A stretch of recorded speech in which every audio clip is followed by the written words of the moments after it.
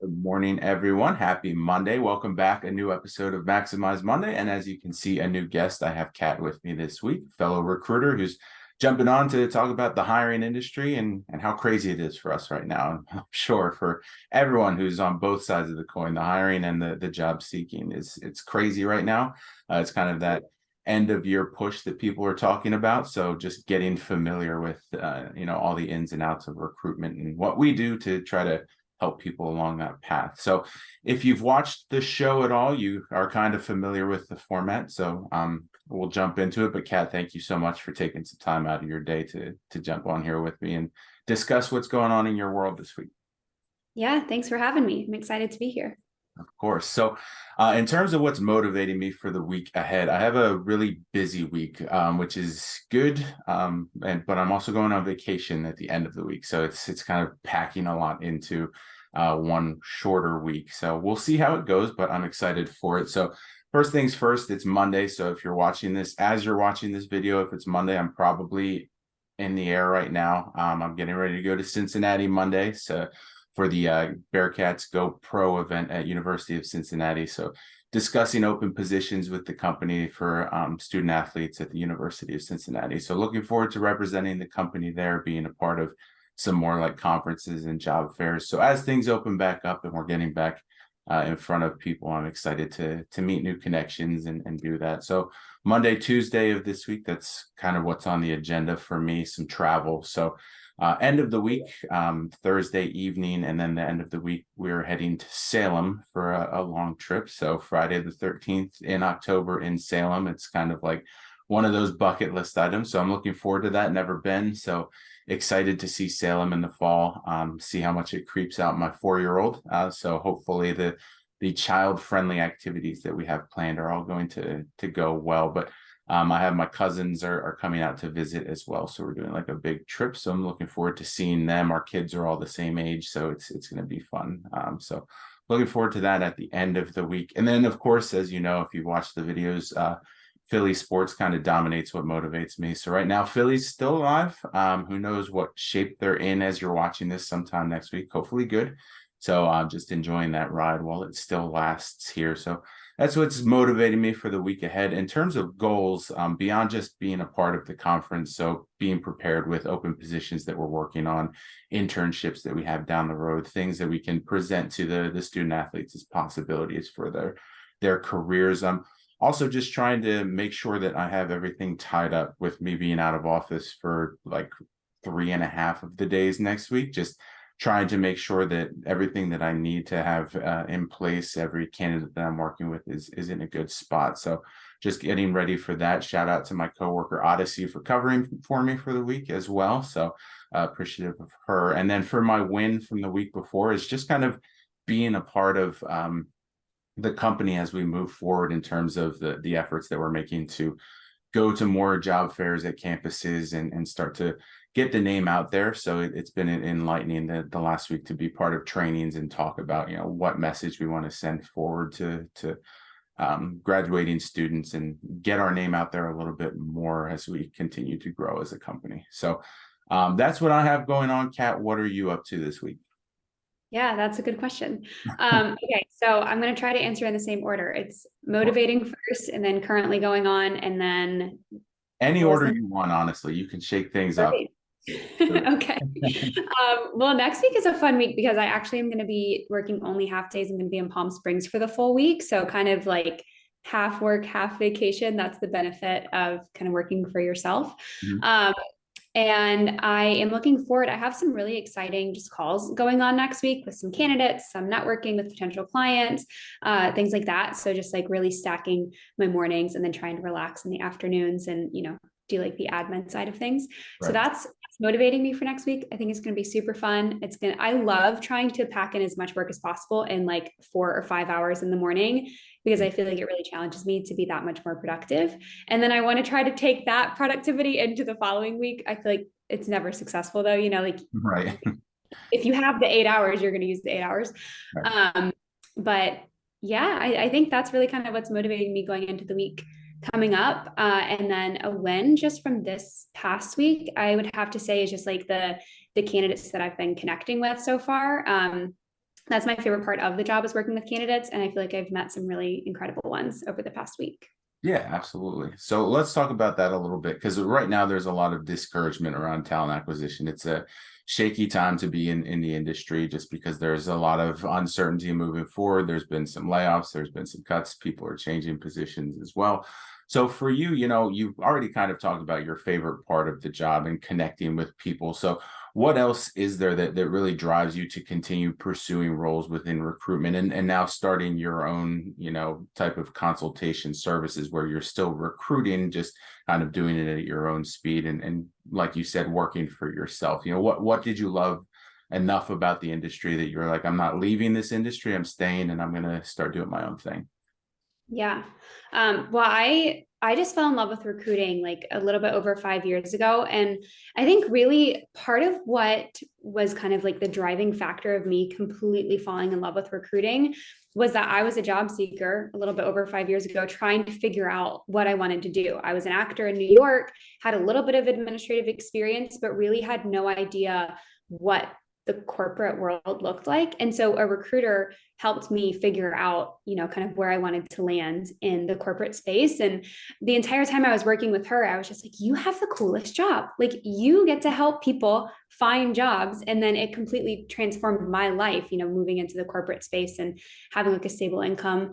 And so that drives me every day. Like the fact that I get to give candidates a call and offer them their dream job is never boring.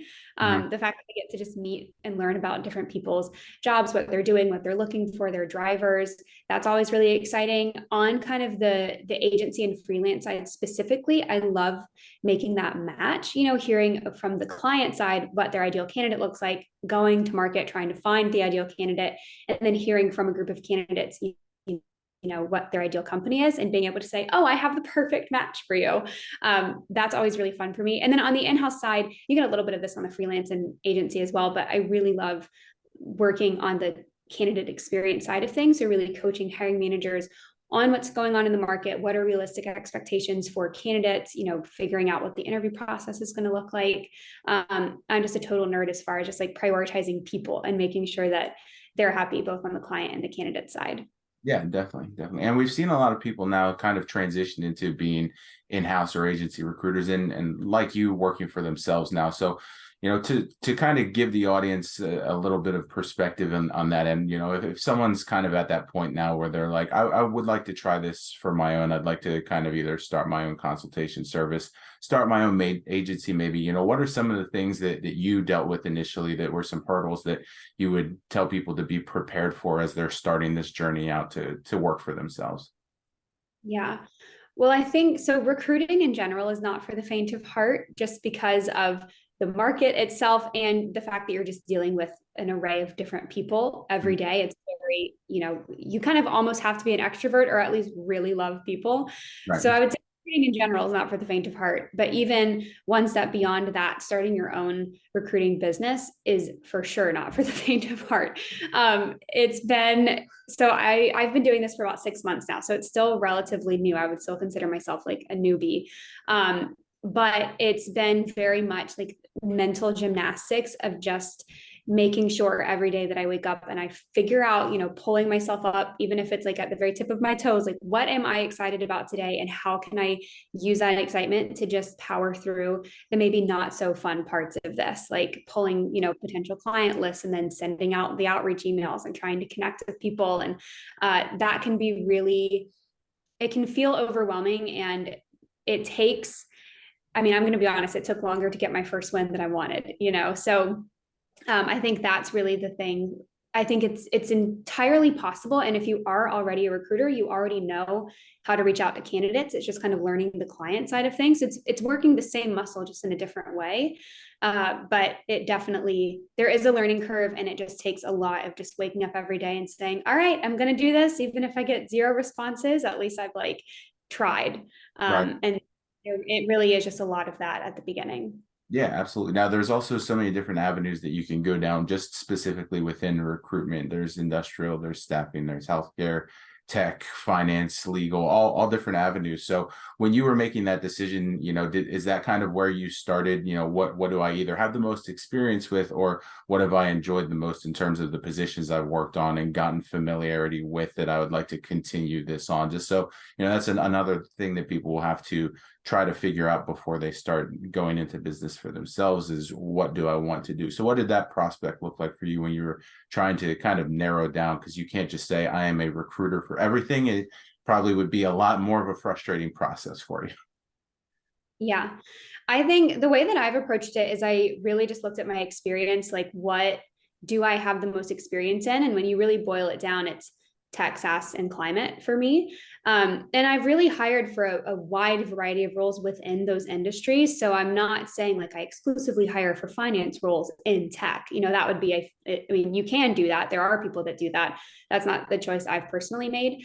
But what I have done is kind of looked at what I'm really good at, what I enjoy recruiting for, what I have the most experience in, what I already have some contacts in. And then from there, you get a couple of jobs and then you find some great candidates. And then you're like, okay, great. Well, these candidates are all in, this kind of same industry and, role. So then you start pitching those candidates to new clients, and then you kind of start accidentally organically specializing even more, niching down. So that's kind of the approach that I've taken. It's worked so far, but I also am very much like, if you have a random rogue role, I'm happy to give it a go. See how it goes.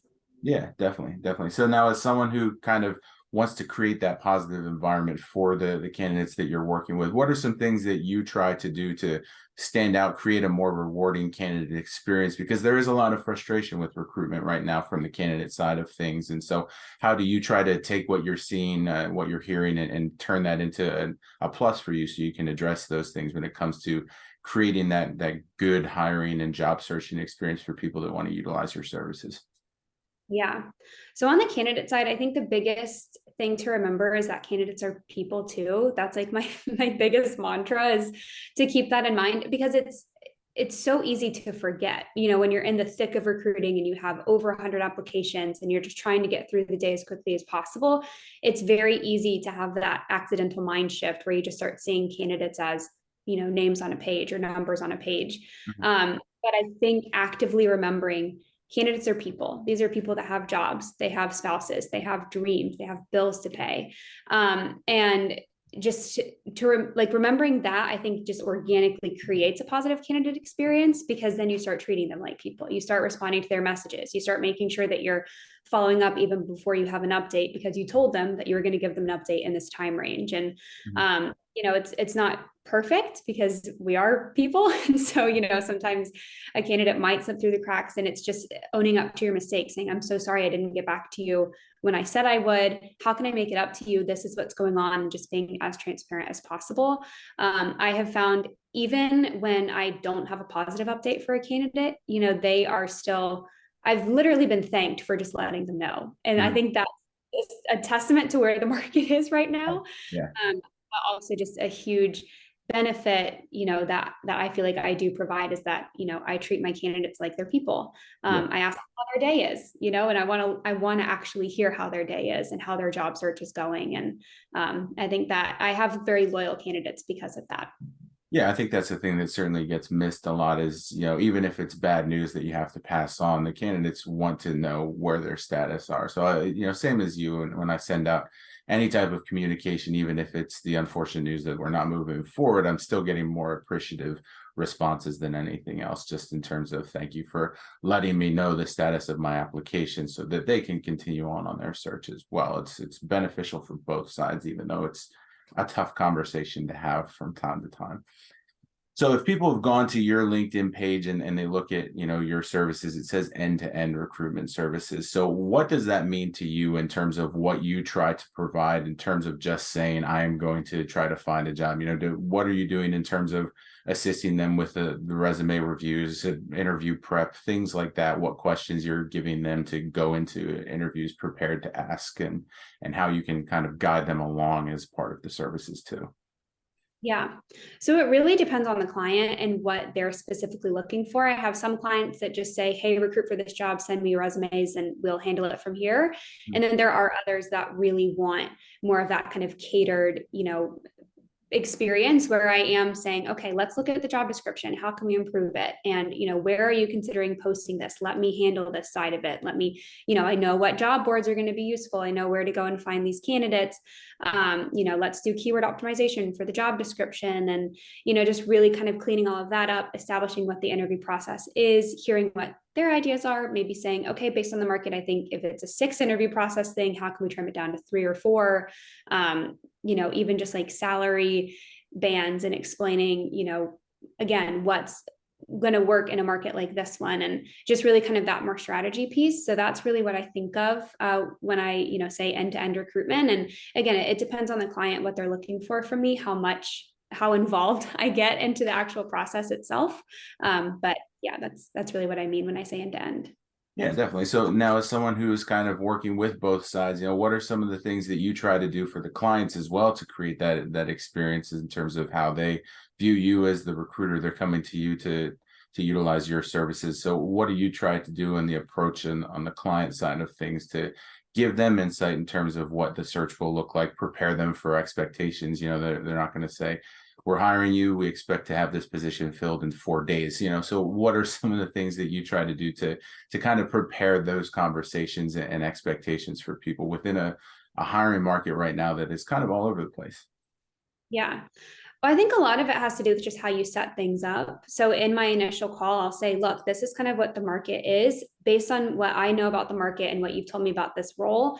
Here's kind of my initial thoughts. I'm going to take what I have. I'm going to go, reach out to candidates, do some sourcing. I'll let you know what I find. If I give them like, oh, I think I can have a batch of 20 candidates to you within 10 days. And then I go to market and I have 300 candidates that I'll say, oh, I'll have, an update for you a lot sooner. Or if it's a much more niche role and I'm having a harder time really finding good candidates, then I just give them an update. And I say, hey, my initial estimation was just a little bit off. I think it might actually take a little bit longer so that I can find you quality candidates. Like, I don't want to waste your time, my time, or the candidate's time. So it's really just having those conversations up front. It's the same.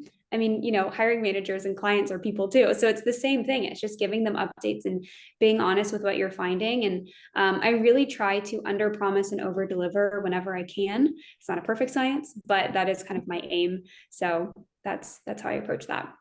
Yeah, absolutely. Absolutely. Now, as someone who was in talent before, in talent acquisition, what are some of the things, and I always ask this to anyone who's kind of transitioned into a new field, especially recruitment, because I get the question a lot too. So what are some things that you kind of skills you developed as part of being in talent in general that you felt kind of prepared you to be in talent acquisition and working with so many different people, so many different clients all the time? Yeah. I feel like, I think recruiting at the end of the day, it's a people job. You have to like people to be a recruiter. If you don't like people, don't be a recruiter. And I think that's the biggest, I think that's the biggest thing, is learning how to speak with people, learning how to strategically ask questions and run an interview well. And I think a lot of that, like my performance background helped with, because I was used to pitching myself, to acting managers and things like that. So learning really how to navigate a conversation, how to just run an interview well in a way that both people kind of leave feeling like winners. So I feel like those are some of the biggest transferable skills. Otherwise, as far as just things that you might need if you want to be a recruiter, I think it really is just kind of that can-do spirit. Like, I don't think that people that are not recruiters recognize quite to the extent that we have to wear pretty much every hat. We have to be able to help with employer branding. We have to be able to talk to candidates and to hiring managers. We have to understand at least, at a maybe a little bit better than high level understanding of every single role in an organization. And we have to be able to speak to that in a way that makes sense to candidates we're hiring for, hiring managers, ask really intelligent questions. So it really is, you have to love people, you have to love learning, and you just have to be really curious. So I think those are some of the top 3 things.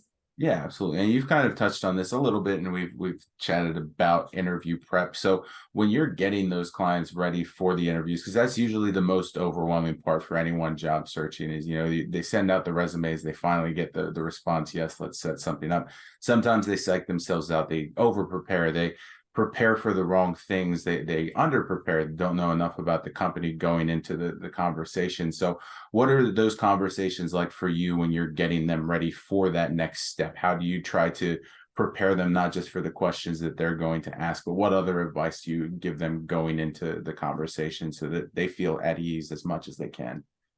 Yeah. So for my candidates, I call it the psychology behind the interview.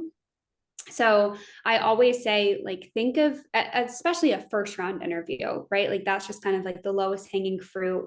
I mean, it's still an interview. It's still, you want to obviously present yourself well, but it's kind of the easiest round that you're going to have, where you're just sharing who you are, learning more about the company. So I always tell my candidates, just treat it like a first coffee date. Like you've, met someone, you think they're interesting enough to at least have a coffee date with, and they feel the same way. That's what a first round interview is. And you're just getting to know each other.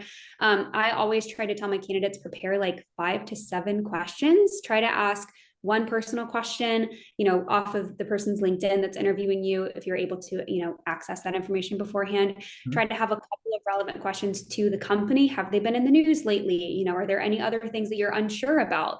And then have a couple of role specific questions.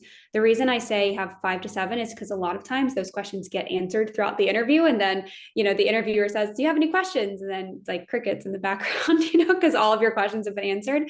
And you always, even if, that's true, you had questions and then they were answered, that's perfectly fine. But I think it still just helps present you better as a candidate when you say like, oh yes, I do actually have a couple of additional questions.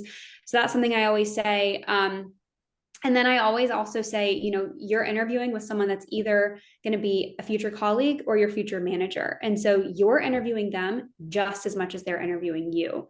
Like if you get weird vibes, recognize that. If you, have additional questions, feel like you have the ownership to ask that. It's a conversation. Like this is someone that you're going to know. If you get the job, you're going to be working with this person 40 plus hours a week for years, ideally, so you want to feel like you have that ability to have an actual conversation, as opposed to just kind of sitting there and feeling like they're asking you all of the questions and you're kind of on defense the entire time. Yeah, absolutely. Absolutely. So then last question is kind of similar to what we just went over, but general advice, and that's the question I ask anyone, is because people, especially recruiters, will often get the question, what's some advice that you can give me as I either start my search, as I'm neck deep in my search, as I'm about to pull out my hair frustrated with my search, what can you tell me in turn to make me at ease with the whole process? So especially for someone like you that works with a variety of clients, variety of job functions, what's something that you try to tell everyone that you work with in terms of, this is something to expect during the whole process, or this is some advice that was given to me that I pass along to you now? Yeah. I think specific to the 2023 going into 2024 job market, the biggest advice that I give to any candidate that I'm working with, but regardless of where they are in their job search, I tell them to network. Your resume and cover letter are very important. They're your biggest marketing materials in your job search. But beyond that, you are your best marketing material. How can you get in front of people? And so I have this formula that I break down where I say, find 5 to 10 ideal companies in your area or remote. You can kind of cater that however you feel, and then reach out to people at those companies on LinkedIn and just say, hey, I think your background looks great. I'm very interested in this company. Would love to connect. They accept your connect request. You send a little message, ask for a 15-minute virtual coffee. I do this weekly. That's actually how you and I met. So I'm doing it, but I tell everyone to do it because it really is a complete game changer. You start to hear about potential openings that, are not even listed yet. You maybe meet someone that then can connect you with their friend who's a hiring manager at another company that has a role. It just really opens up the door. And the added benefit is you start sharing your experience more organically, because you're having, 4 or 5 virtual coffees a week where you're just learning about companies in the industry you're interested in, and you're also being able to share and practice, your spiel. So that's my biggest advice, is just kind of get over the fear of it and learn to network. LinkedIn is, I think, the best resource out there. Comment on people's stuff, just make sure that your name is popping up in front of the people that you want to work for. I think it's a big game changer. Definitely. Definitely. Well, Kat, I'm so appreciative of you taking some time. Like you said, glad we met during that coffee chat and that we were able to reconnect here and you could share some insight in terms of how you try to assist candidates along their journey. So if you're not connected with Kat yet, make sure you're connecting with her now and go ahead and click that button. Otherwise, we hope you have a great week ahead. See you next Monday. Oh, thank you so much.